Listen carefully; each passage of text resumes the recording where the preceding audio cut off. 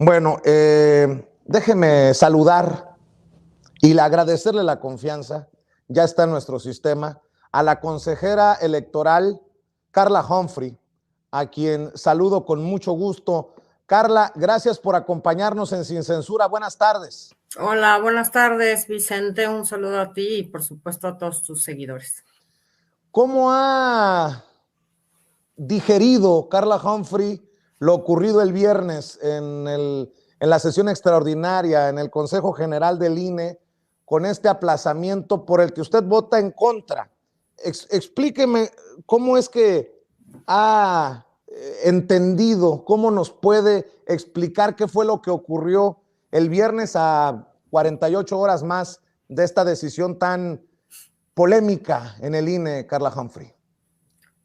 Bueno, la verdad es que fue un proceso largo desde que se solicitó el presupuesto, desde que se otorgó con un recorte bastante importante, en el que nosotros habíamos planteado que podía haber la posibilidad, y así lo establece la Constitución, de que cada año pueda haber consulta popular o revocación de mandato. La Corte nos dijo en la acción de inconstitucionalidad del año pasado, por el que tampoco nos dieron recursos para la consulta popular, que tendríamos que prever en nuestro presupuesto, pues digamos, estos montos, estos recursos para realizar estos ejercicios, porque podrían realizarse cada año. Eso hicimos y lo que propuse fue etiquetar estos recursos de manera tal que si no se llevaban a cabo ninguno de los dos o alguno de los dos, pues ese dinero se regresara claramente a la tesorería, a las arcas del Estado. Sin embargo, el presupuesto, bueno, hubo un recorte importante, porque luego dicen que no se puede recortar algo que no se tenía, pero digamos fue bastante menor de lo que nosotros habíamos solicitado, y en esa medida quedaron 800 millones para realizar la revocación de mandato, un ejercicio muy importante, un ejercicio de participación ciudadana y un ejercicio inédito en nuestro país, por el cual, bueno, puede quedarse o irse los 3 años que quedan de mandato del presidente de la República. Estuvimos debatiendo cuál sería la solución jurídica, sobre todo porque ha habido muchas impugnaciones también en torno a distintos acuerdos que ha tomado el INE para organizar la revocación de mandato.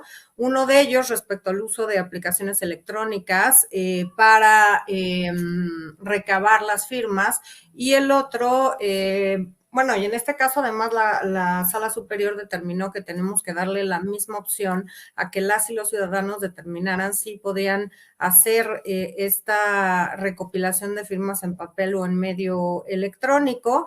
Por tanto, les dimos 10 días más, el plazo vence el 25 de diciembre para que nos entreguen el número de firmas necesarios. Y bueno, estuvimos evaluando primero esos 800 millones para qué alcanzaban, segundo, viendo economías y ahorros que podíamos generar institucionalmente. Finalmente llegamos a un presupuesto de poco más de 1.500.000, no, 1.000 millones, perdón, 1.500 millones, y de cualquier modo, pues esto no es un monto adecuado para organizarla, no porque lo digamos nosotros, sino por los parámetros que se estableció en la ley de revocación de mandato, que se hicieron 400 días tarde o más de 400 días tarde. Nosotros tuvimos que aprobar unos lineamientos previos justamente a la revocación, a la que estuviera la ley, a la expedición de la ley de revocación de mandato, y establece cosas muy claras, por ejemplo, que se tiene que instalar el mismo número de casillas que en la elección anterior.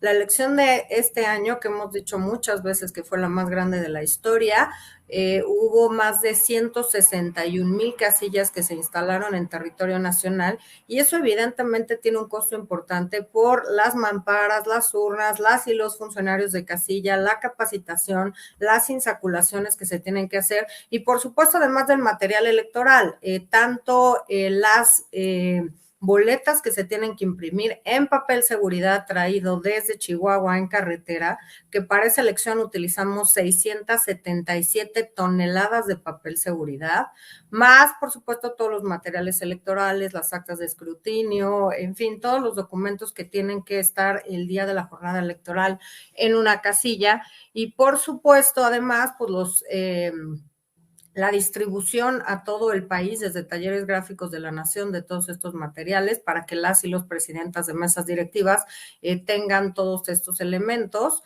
Y creo que otro de los temas es que establece cuántos números, cuál es el número de funcionarios de mesa directiva que tiene que haber, establece algunos parámetros que son difíciles de cumplir o muy difíciles de cumplir con el presupuesto que se tiene hasta ahora. Creo, y así lo dije y así lo platiqué con el presidente del instituto, que no era momento de llevar a Consejo General este acuerdo. Él sabía, porque hizo consultas con las y los consejeros, que él tenía 6 votos a favor ya para aprobar este acuerdo. Sin embargo, creo que no era el momento primero, porque no sabemos si va a haber consulta popular. Se requiere cumplir 2 requisitos: que haya un número de firmas determinado, el 3% del padrón electoral, que es 2.7 millones de firmas, y en segundo lugar, que estas firmas estén distribuidas en 17 entidades federativas con ese mismo 3%. Por eso la Corte, incluso en un incidente de suspensión, pues nos niega la suspensión del acto respecto al presupuesto que no nos fue otorgado para este ejercicio, puesto que todavía no se actualiza, digamos, la situación que pueda afectar al Instituto Nacional Electoral, en el sentido de tener que organizar una revocación de mandatos sin los recursos. Consejera. Claro, sí. Consejera, déjeme preguntarle, ¿usted vota en contra? O sea, digamos que vota a favor del pueblo, o sea, de seguir con la revocación de mandato, al menos por el momento. ¿Usted cree que sus compañeros que votaron a favor de aplazar, Lorenzo Córdoba, Ciro Murayama y los otros 4 consejeros, están violando la ley? Yo creo que estamos obligados a llevar a cabo la revocación de mandato. Estamos obligados legal y constitucionalmente, y tenemos que utilizar todas las vías para hacerlo. Yo no estoy de acuerdo, como no lo estuve en la consulta popular, de suspender este ejercicio de participación ciudadana. Otras cuestiones es si fue a votar o no mucha gente. Eso ya no es, digamos, labor del Instituto Nacional Electoral. Pero para mí, nosotros estamos obligados a cumplir la Constitución y la ley. Es un acuerdo que, en lugar de suspender, tendríamos que haber visto, y creo que en enero, cuando supiéramos si se cumplieron o no los requisitos, de qué manera íbamos a cumplir con este mandato constitucional. Podíamos utilizar urnas electrónicas, podíamos pedirle a Talleres Gráficos de la Nación, que es un órgano descentralizado, pues que imprimiera de manera gratuita, por ejemplo, estas papeletas, que no se hicieran en papel seguridad, que no es lo mismo no hacerlas en papel de seguridad a que no tengan medidas de seguridad. Las papeletas de la consulta popular eran en papel bond, pero tenían 4 distintas medidas de seguridad, es decir, para que sepamos y no se puedan falsificar. Pero creo que hay muchos elementos. También propuse, y no se aceptó, que requiriéramos más tiempos del Estado en radio y televisión, es decir, no más tiempos a las televisoras, sino tiempos de los que maneja el Estado, y que está previsto en la propia ley de revocación de mandato, que si los tiempos que tenemos para lograr la difusión creemos que no son suficientes, se puedan solicitar. Propuse también analizar con las telefonías, con las empresas de telefonía celular, también hacer esta difusión vía SMS, como nos llegan a todas y a todos distintos mensajes.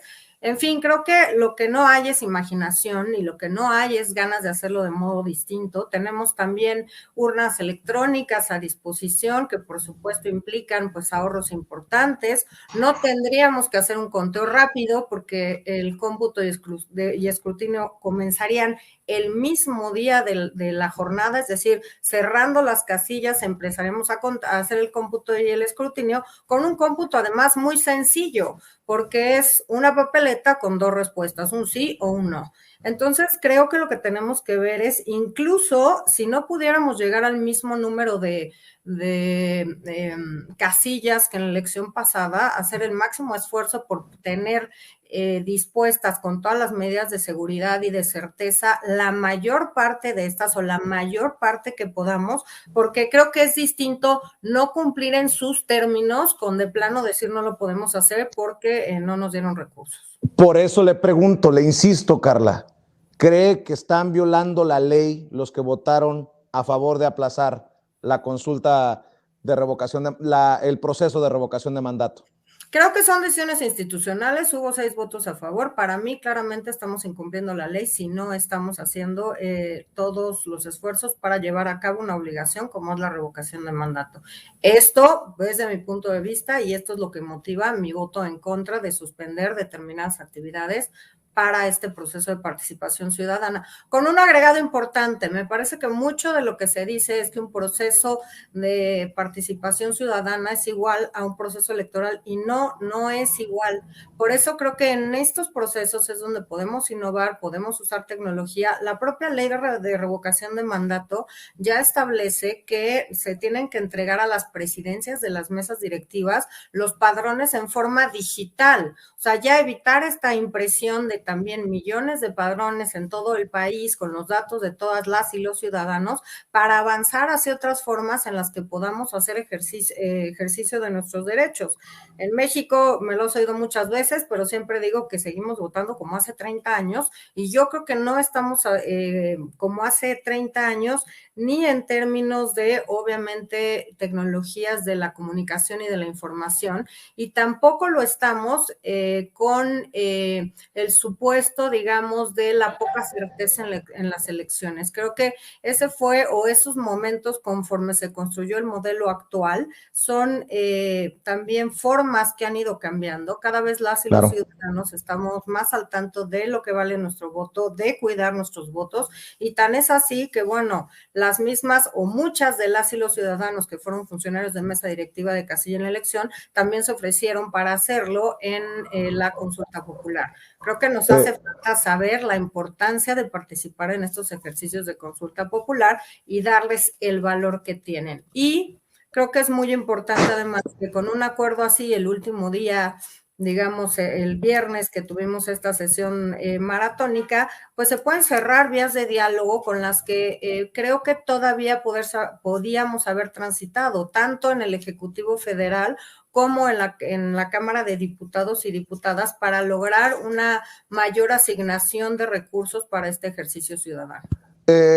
Consejera, hace unos minutos dice usted que Lorenzo Córdoba estuvo consultando el tema previamente con los consejeros, estuvo cabildeando el consejero presidente del INE para que se votara a favor de aplazar la revocación de mandato. No, tuvimos reuniones o hubo reuniones, yo no pude asistir, pero hubo reuniones en torno a qué podíamos hacer respecto al tema de revocación de mandato. Hubo distintas opciones para intentar reducir costos, hacerlas más asequibles, más baratas, en fin. Y al final el consejero presidente lo que quería saber es cuál era la posición que tenía. Primero, preguntar si se vería en esta sesión de consejo. Segundo, las opciones que había respecto a realizar la revocación de mandato. Y tercero, pues él también, pues como presidente del instituto, ver cuál era la posición mayoritaria de si se iba o no a consejo el viernes. Y hubo más votos porque se pusiera este acuerdo a consideración de las y los consejeros el viernes pasado. ¿Existe la posibilidad, por ejemplo, de que la revocación de mandato, esta consulta, se haga el día de las elecciones el próximo año? ¿Se puede plantear como posibilidad, consejera? Pues se hablaron de varios escenarios, incluso, por ejemplo, de si había consulta popular, hacerlo el mismo primer domingo de noviembre, como fue la consulta popular del año pasado. Movimos fechas justamente cuando el tribunal establece que se pueden recibir también apoyos en papel y eso detiene los trabajos de revisión. Es mucho más lenta la revisión en papel que la revisión en la app, por eso lo movimos al 10 de abril. Lo que nosotros no queríamos es que se empataran los tiempos de las elecciones y de las campañas, particularmente de las campañas de los 6 procesos electorales que ya están en marcha. Habrá, digamos, por decir, un empalme, unos días, 4 o 5 días, si la revocación de mandato se lleva a cabo el 10 de abril, pero pues lo que queríamos y lo que dice la ley es que nos da un plazo determinado después de la emisión de la convocatoria para llevar a cabo este ejercicio. Desde mi óptica, no sería factible hacerlo el día de la jornada electoral. Carla Humphrey, ¿qué papel está jugando Lorenzo Córdoba ¿Qué papel está jugando el consejero presidente también de la mano de Ciro Murayama? Algunos creemos que están lastimando la democracia. Algunos hemos señalado que su desmedido interés por los reflectores, por estas ganas de protagonismo, están llevando al INE por un camino que le hace daño precisamente al país. ¿Qué piensa usted?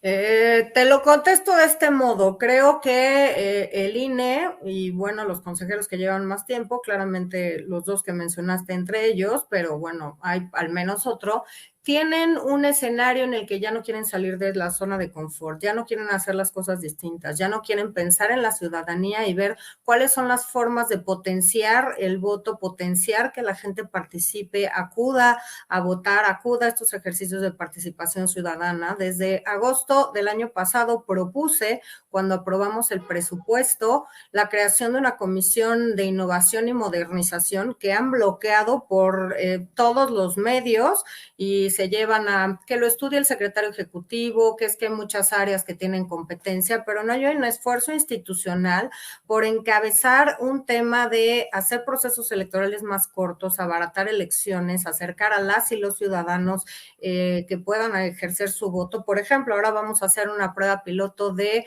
voto anticipado para personas con discapacidad, pero solamente se va a hacer en Aguascalientes. Y yo preguntaba el otro día en Consejo General que no hay personas con alguna discapacidad que no puedan acudir a votar en Tamaulipas o en Quintana Roo o en Aguascalientes o en Hidalgo, donde también habrá elecciones. El tema de las urnas electrónicas, cuando yo era consejera local en 2006, ya recibí urnas electrónicas. Esta es la primera elección después de 15 años que el INE se plantea hacerla y la hace solamente con 100 y en 2 estados, cuando había 161,000 casillas en todo el país. Ahora también propuse volver a utilizar en estas 6 elecciones urnas electrónicas. Por supuesto, no quisieron que la comisión que yo encabezo llevara este esfuerzo y se la llevaron a otra que encabeza uno de estos consejeros. Y digo consejeros porque son hombres, ¿no? Que no quieren cambiar, que quieren hacer todo igual, que dicen que todo hay que hacerlo con cautela, pero en el fondo creo que son pocas ganas de modernizar, pocas ganas de ver cómo ahorramos recursos, de que nos acerquemos a la gente. Yo diría incluso, ¿no? ¿Por qué estar pensando todavía en el modelo en el que tenemos que votar en nuestra sección, en nuestra urna? Claro, tendremos que hacer convivir un sistema en el que las personas que quieran ir a votar físicamente lo puedan hacer, pero si tú o yo no estamos en nuestra sección o en nuestra casa por alguna razón, pues podremos votar en todo el país, claro, siempre solo por los cargos que nos corresponden, pero creo que no hay esta visión de modernización, esta visión de ir para adelante, de crear, por ejemplo, estas ID digitales para tener como mucho mayor claridad de dónde está empadronada la gente, si está en vigor, etcétera. Y creo que estos esfuerzos que, claro, implican inversión, pero que a la larga abaratan costos, tiempos, no tendremos que imprimir 600, ¿cuántas? Creo que estábamos hablando el otro día, hice por ahí el cálculo, nos gastamos 223 millones de pesos en la instalación de casillas y los materiales electorales costaron 334 millones y la documentación electoral 150 millones. Esto obviamente todo en papel y yo sí veo que no hay un ánimo de avanzar.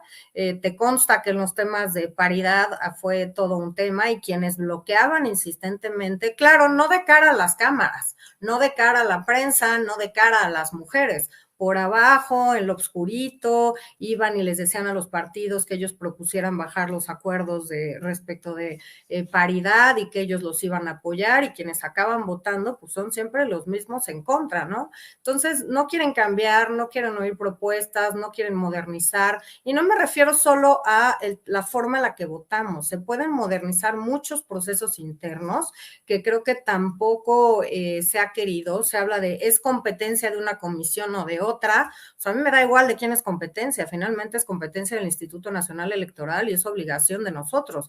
los acuerdos importantes van a Consejo General y es ahí donde tomamos decisiones. Entonces, creo que hay poca apertura a ver un instituto. Si cada vez vamos a ser más millones de mexicanos, pues en este modelo cada vez vamos a tener más casillas, más boletas, y obviamente más gastos. La gente está muy molesta con un INE tan caro, Carla Humphrey. ¿Qué tan inmoral resulta que se hable de insuficiencia de recursos para la revocación de mandatos? Y yo sé que no alcanzaría con regresar el aguinaldo que les toca o con bajarse el salario, pero no hablaría de una voluntad y de una humildad por parte de los consejeros del INE si dicen, bueno, si la gente está tan molesta que ganemos tanto, nos ajustamos a la austeridad republicana, ganar igual o menos que el presidente, de no ganar estos estratosféricos aguinaldos, y hablaría de una voluntad para decir, para que el mismo pueblo diga, bueno, pues denles el presupuesto que se necesita para la revocación de mandato, o no va por ahí. ¿Qué piensa de esto que es un clamor en las redes sociales de por qué ustedes siguen siendo parte de esta burocracia dorada, Carla Humphrey? Creo que primero está mal planteado y te lo comenté la vez pasada, los sueldos de los consejeros no son lo relevante, hay 121 personas en el INE que ganan más que el presidente, entre ellos pues varios órganos, personas del órgano interno de control, por ejemplo. No estamos volteando a ver al Poder Judicial, las y los magistrados, por sin duda alguna, ganan más que los consejeros y las consejeras electorales, con muchas más prestaciones. Yo en lo particular no he hecho uso de las prestaciones que tenemos, se llamaban gastos de representación, creo que ahora son de alimentación, no he gastado nada desde que llegué al Instituto Nacional Electoral, creo que eso es un claro compromiso también, que me parece que una cosa es el salario y otra cosa son algunas otras prestaciones. Creo además que el tema de los salarios no debe ser un tema. El consejero Espadas hizo un argumento que me pareció muy interesante, diciendo que si todos los consejeros renunciáramos a todo nuestro salario, tendrían que pasar, no me acuerdo si dijo 300 o al menos 150 años para que pudiéramos reunir la cantidad necesaria para llevar a cabo la revocación de mandato. Creo que esto va por temas mucho más relevantes de digitalización, de modernización, de innovación, de quitarnos tantas trabas de cómo tenemos que votar, las 16 medidas o 20 medidas de seguridad que llevan las urnas electrónicas. La ley y la Constitución no dicen que tengamos que votar en una urna física transparente, que tengamos que ir, que tenga que ser una boleta con tales características. Esas son cuestiones que hemos ido tomando o se han ido tomando en estos 30 años de Instituto Nacional Electoral y que justamente complican nuestros procesos electorales y hacen que sean cada vez más caros. Por eso pero Carla, sí resulta un insulto que en un país con tantos pobres se hable de un aguinaldo de $500,000, ¿no? Yo te diría las prestaciones están establecidas en la Constitución para todos, no solo para las y los consejeros. Punto 1. Y punto 2. ¿Sí son ciertos esos aguinaldos de $500,000? La verdad es que creo que no es eso. Siempre me agarras con esto, pero no estoy checando mi cuenta de bancos todo el día como para ver si sí o si no, lo busco y te lo mando. Pero sí anda por ahí. Debe de andar, yo creo que unos 300,000 debe, pero no quiero mentir ni sonar a que no sé. Prometo que te lo mando cuando acabe el programa para verlo en el estado de cuenta, porque siempre me agarras con ese tema, pero creo que además hay un debate en torno al sueldo presidencial, que me parece que no debe ser la pauta o no debería, porque finalmente quien preside el titular del Ejecutivo Federal, pues es alguien que no eroga recursos en su modo de vida. Es decir, no paga luz, gas, agua, va al súper, etcétera, ¿no? Pues como todos tenemos que hacer con nuestro sueldo.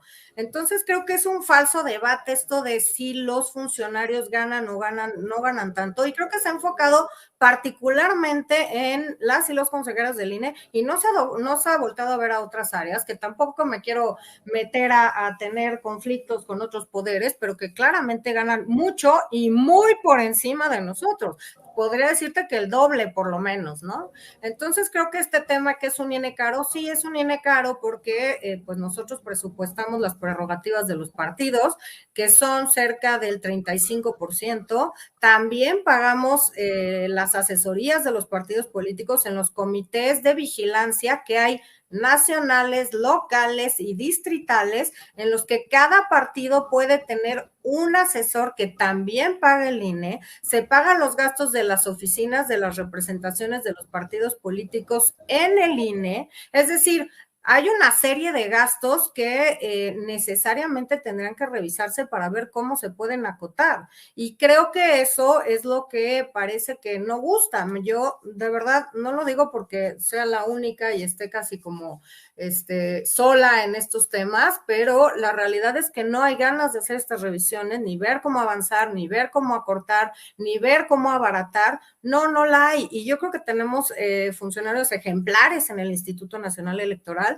Creo que es un instituto que es punta de lanza a nivel internacional. El viernes o jueves pasado tenía justamente un foro de innovación con ponentes internacionales y les decía, ¿qué creen que le hace falta al Instituto Nacional Electoral? Y me decían todos y todas, pues no, al contrario, nosotros siempre estamos volteando a ver qué está haciendo el INE para ver cómo mejoramos nosotros elecciones. A ver, ayer hubo elecciones en Chile. Chile hizo el escrutinio y cómputo en la misma noche de la elección, el candidato perdedor aceptó los resultados, felicitó al ganador, se comprometió con seguir defendiendo los derechos humanos, ahora ganó la izquierda, está muy bien, tenemos que empezar a ver que en democracia se gana o se pierde, no Carla, siempre se gana y no siempre se pierde. Carla, si hay un falso debate, dice usted, consejera, sobre lo de los salarios, ¿es inmoral tener 262 asesores en el INE? A ver, es que otra vez, no te podré decir si son 262 o no, o son más, pero te puedo decir que entre esos asesores también hay asesores de partidos políticos. Hay asesores que los representan en los comités de vigilancia locales, distritales y nacional, y esos son pagados con sueldos del propio instituto. Tienen oficinas dentro del Instituto Nacional Electoral que obviamente también son pagadas con recursos institucionales. Entonces, si me dices 222, pues no sé si me estás hablando solo de los consejeros y consejeras, del secretario ejecutivo, de los directores o en general incluso de los partidos políticos. Pero claramente yo te diría, uno, que cada vez se le han ido adosando atribuciones al propio Instituto Nacional Electoral. Estas dos son nuevas, ¿no? Consulta popular y revocación de mandato, sin los recursos adecuados. Y creo que también, por ejemplo, pues, los temas de radio y televisión, si cumplen o no con los requisitos técnicos para que puedan estar al aire. Costó mucho trabajo entender y atender este nuevo modelo de comunicación en 2007. Ahora estamos en la fiscalización nacional, todo el país es fiscalizado por el Instituto Nacional Electoral con autoridades externas que luego ni siquiera cooperan, una Fiscalía General de la República que se empeña en no darnos ningún dato de las investigaciones que estamos haciendo y luego somos los culpables de que se tarden, o son los consejeros que llevan más tiempo los culpables de que se tarden tantos años en desahogar distintas quejas de cosas muy relevantes, como los casos de Odebrecht, por ejemplo. Entonces, creo que sin duda necesitamos establecer diálogo, necesitamos ver cómo abaratamos muchos de los temas en el INE, y cómo nos acercamos más a la ciudadanía. Eso es clave, perdón, Carla, eso es clave para mí, porque lo he reconocido públicamente, que la vi, consejera, exhibiendo a sus compañeros, porque usted buscó cómo sí y ellos explicaban por qué no, y ganó el por qué no, y desafortunadamente no el cómo sí. Y yo veía, por ejemplo, que usted decía, bueno, pues vamos a buscar si en escuelas, en lugares que no nos cuesten. O sea, sí hay formas de bajarle a los costos. La cuestión es que no hay voluntad. ¿Lo puede admitir? Sin duda alguna, hay muchas formas de abatir costos y no hay voluntad. Los mismos centros de votación, ¿no? En muchos países se utilizan y se usan escuelas y cada salón es una casilla distinta, etcétera. Pues yo creo que hay muchas cosas que tenemos que repensar, hay muchas cosas que requerirían reformas legales, pero hay muchas otras que podemos ir implementando y que ya están avaladas incluso por jurisprudencia de la Corte y por sentencias de la Sala Superior como el uso de distintas tecnologías, digamos, de votación electrónicas que podríamos empezar a utilizar. Entonces, creo que si el INE se tarda 10 años en autorizar el voto desde el extranjero por Internet, que lo hicimos en la Ciudad de México en el proceso 2011-2012, pues la verdad es que vamos muy lentos en cómo queremos reformular y cambiar este sistema electoral que en efecto es caro y va a ser más caro si somos más mexicanos y si no cambiamos de contexto y de formas en las que podamos ejercer nuestro voto. Entonces, sin duda hay formas de abaratar y sin duda hay resistencias internas muy importantes para no cambiar ni una coma, nada, ni siquiera arriesgarnos a ver otras. Te lo digo como te lo digo en tecnología y en abaratar, te lo digo en fiscalización. Estamos viendo si nos entregan un papelito en tiempo y forma y no estamos viendo la cantidad de recursos en efectivos o de recursos ilícitos públicos que ilícitamente se destinan a campañas o de la delincuencia organizada que se dedican a elecciones. Estamos viendo la hoja y no el bosque porque no se quiere modificar, no se quiere replantear. Yo lo hice otra vez en otra sesión de consejo con una prueba plena por parte de la Unidad de Inteligencia Financiera, que obviamente remitieron, que solicitó el área de contencioso electoral, y donde se avalaba que funcionarios públicos del estado de Tamaulipas estaban enviando recursos a una candidatura en San Luis Potosí, no se quiso entrar al fondo de ese tema. La Sala Superior dijo que cualquier prueba aportada por la Unidad de Inteligencia Financiera era prueba plena y ni siquiera así se quiso entrar al fondo del asunto para ver si había recursos públicos que se destinen de otros estados a campañas en otras entidades federativas. Carla, hay muchas personas que en medio del debate dicen la pandilla de Lorenzo Córdoba y creo que no funciona así el INE. Yo pregunto, y no pretendo amarrar navajas, pero pues para esto también sirvo, para provocar. ¿Lorenzo Córdoba es un traidor a la democracia? Yo no veo a Lorenzo como traidor a la democracia, pero sí veo bueno, a ver, él empezó de consejero, lleva varios años de presidente, creo que es un tipo con el que se puede dialogar, creo que hay gente cerca que no le ayuda para nada. ¿Como quién? Pues como Ciro Murayama, por ejemplo, como el consejero Ruiz Saldaña. Sí me parece que ya tienen una dinámica en la que llevan muchos años juntos, y aquí sí me pregunto, y lo digo así porque me lo he preguntado con gente cercana, ¿no? ¿Vale la pena, claro, este tema de que se vaya refrescando la integración por etapas? Pero, por ejemplo, yo que llevo un año o menos, un año y medio casi, pues claramente todas las direcciones o la mayoría ya fueron nombrados por ellos, la mayoría de las personas que pertenecen a los organismos públicos locales. ¿Hay una mafia en el INE entonces? Creo que hay un grupo ya bastante armado, con bastantes formas en las que quieren tomar decisiones, y cuando algo o alguien es disruptivo o presenta opciones o se queja de cómo se toman o no les parece, etcétera, pues es alguien primero que quieren ir aislando o que quieren ir silenciando o que quieren irle quitando proyectos. Te recuerdo, en el mes de agosto estaban nombrando las presidencias de las comisiones, se supone que me hubiera tocado la de fiscalización.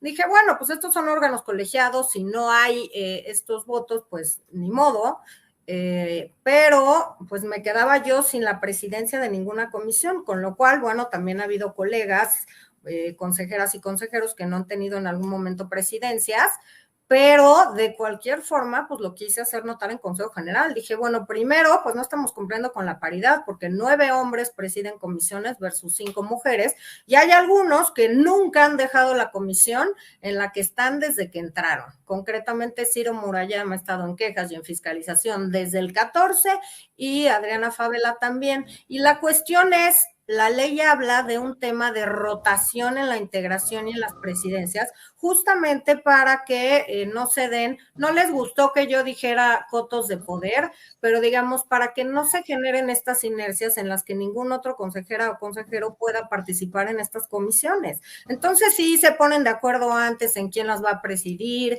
a quién van a dejar fuera, qué propuesta le van a hacer caso. Incluso en la sesión del viernes yo había propuesto esto de solicitar más tiempos de radio y televisión al Estado y también ver otras formas de difusión de la revocación de mandato como SMS, y un partido político pidió a los consejeros que se manifestaban si estaban pues de acuerdo con estas propuestas que le parecían interesantes.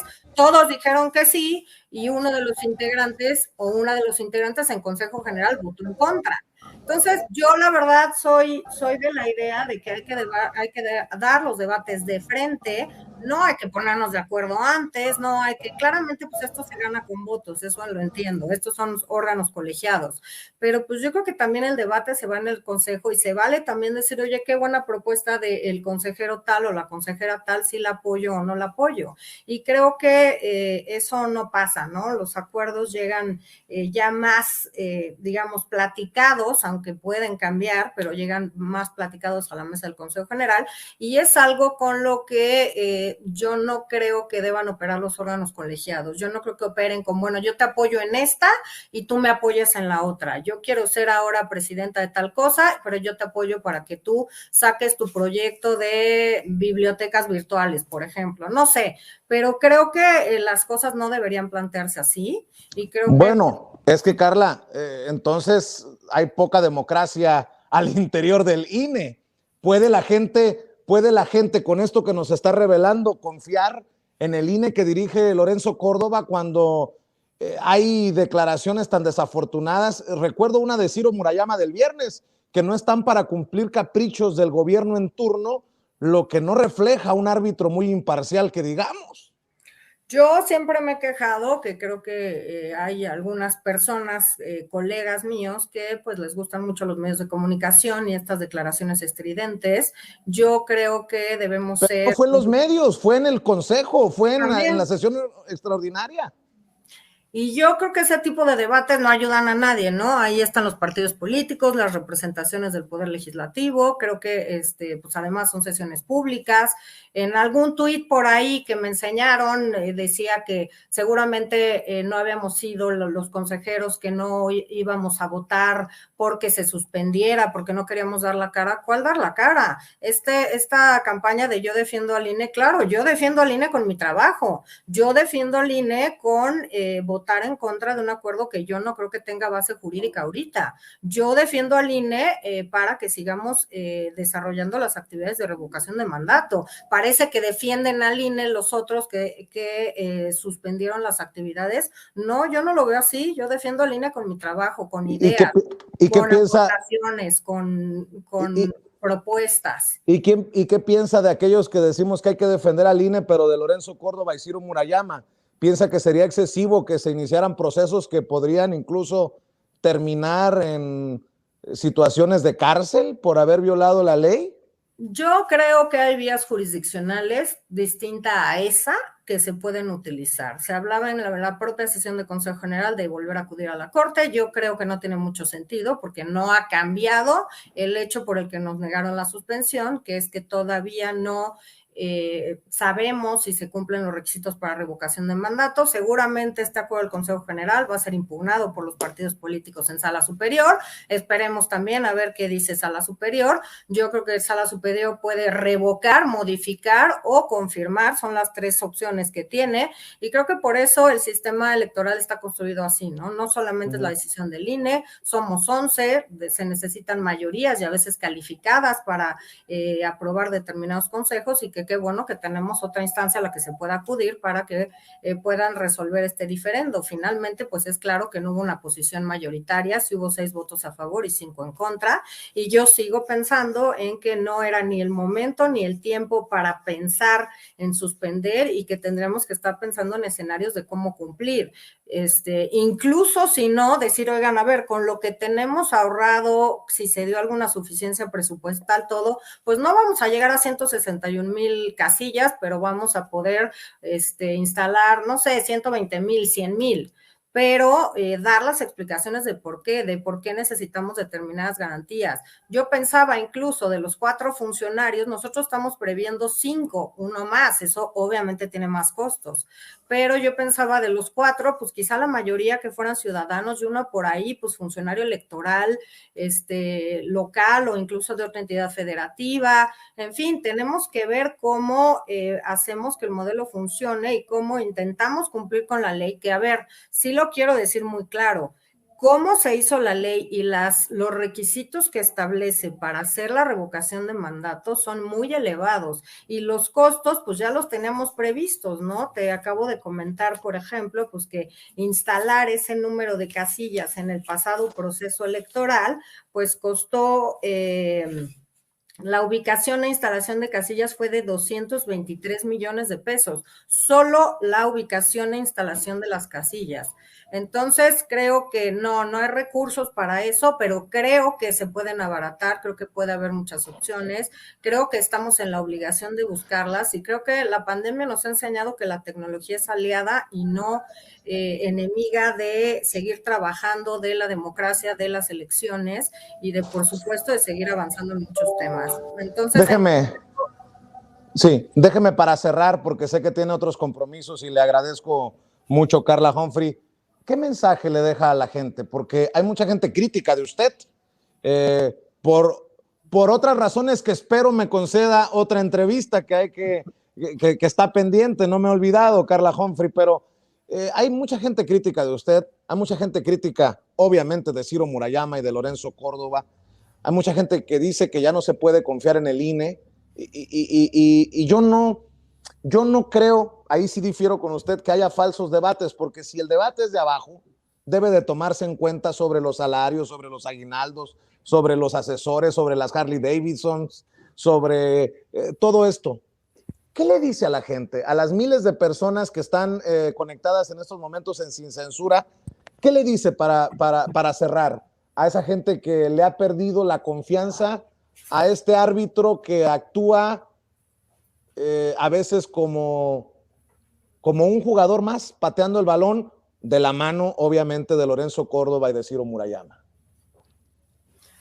Yo te diría que el INE es la institución más confiable del Estado mexicano y así lo demuestran las encuestas, siempre entre el 60 y el 70% de aprobación. Creo que se ha construido un INE a lo largo de más de 30 años que ha podido o ha conseguido que haya transiciones de poder entre distintos partidos políticos sin derramamiento de sangre. Creo que cualquier ciudadano o ciudadano confía en el INE y por eso tenemos pues una cobertura del 99% de las y los ciudadanos que tienen su credencial de elector y que están preocupados porque esté vigente.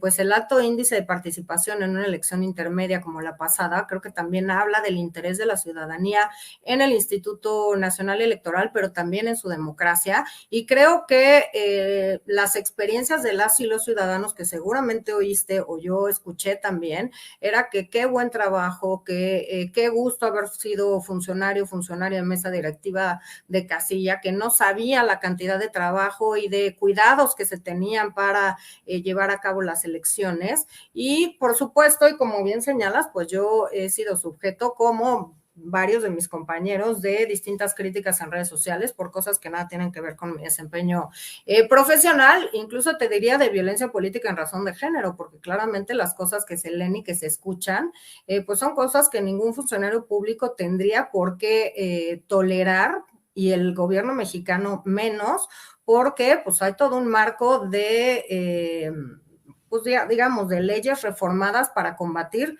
la violencia de género primero y la violencia política en razón de género después. Entonces, te diría que si se cuestionan nuestros planteamientos, nuestras intervenciones. ¿Se ha excedido el presidente?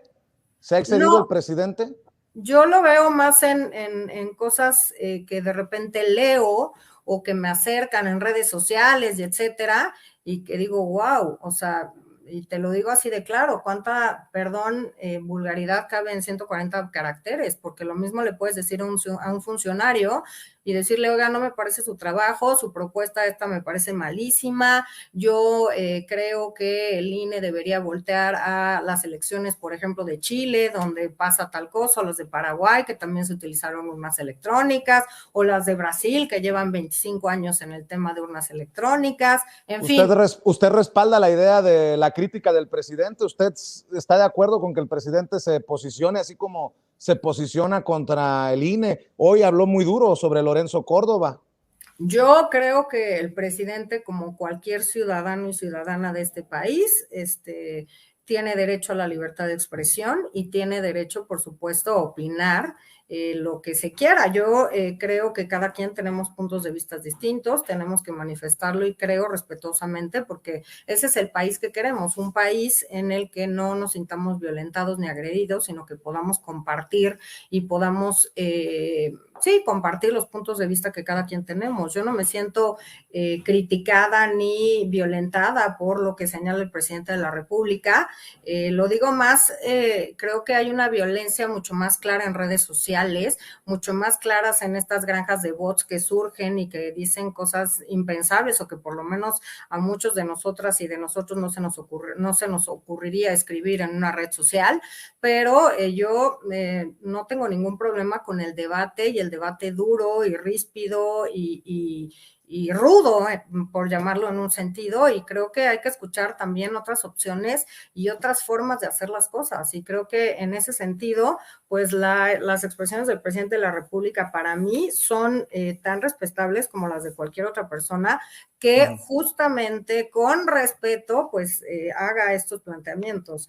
Incluso los que hacen mis colegas, por eso son consejos generales y son públicos, y cada quien tiene un determinado tiempo para plantear sus puntos de vista, puede estar a favor o puede estar en contra, y podemos rebatir y debatir estos puntos de vista, pero pues siempre en un marco de respeto institucional.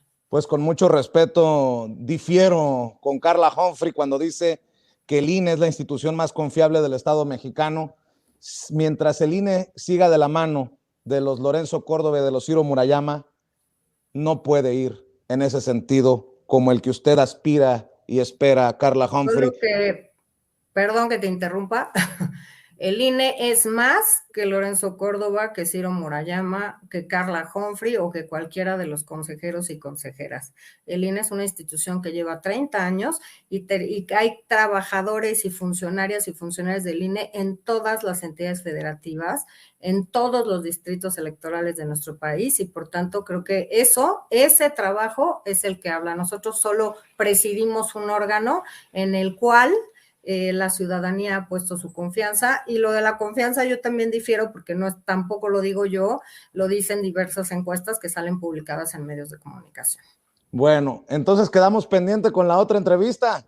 Hay muchos temas todavía pendientes, Carla Humphrey. Sí, y prometo antes de verte ver mi cuenta bancaria para que no me agarres ahí siempre en curva, lo prometo. Muy bien, nos saluda a don Santiago Nieto, por favor, que también con él también tenemos una plática pendiente, y le agradezco que haya aguantado todo este tiempo, casi una hora de entrevista con nosotros. Te agradezco, Carla, por la generosidad, y ojalá que este INE haga lo conducente para que se cristalice la democracia participativa como lo requiere, como lo quiere la gente. Muchas gracias y estamos al pendiente. Buenas tardes, Carla. Gracias a ti, gracias por este espacio, y ten por seguro que en lo que esté en mis manos habrá revocación de mandato. Si dependiera de mí, sin duda alguna, tendríamos este día 10 de abril la revocación de mandato. Somos 11, pero de mi parte cuentan y cuentas con que esa será la línea que yo seguiré impulsando. Muchas gracias. Carla Humphrey, consejera electoral, quien nos habla acerca de esta decisión controversial que tomaron 6, no todos, 6 consejeros. Ella votó en contra y de esta suspensión o aplazamiento temporal de la revocación de mandato que nos tiene ocupados a muchos por tanto tiempo.